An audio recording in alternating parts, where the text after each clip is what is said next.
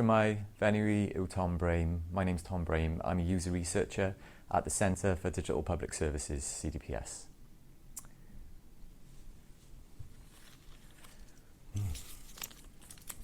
Okay, so the question is, what would your advice be for someone considering a career in user research? Okay, so as user research is all about kind of engagement with the real kind of users of the services or the products we're creating, and understanding their needs, their experiences, and things like the challenges and barriers they've come up against. I would say that you'd need to have quite good empathy.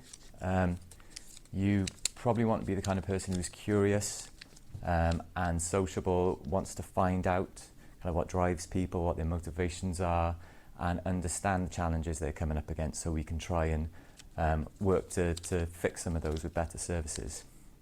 I would say you probably need to understand the kind of basics and principles of research.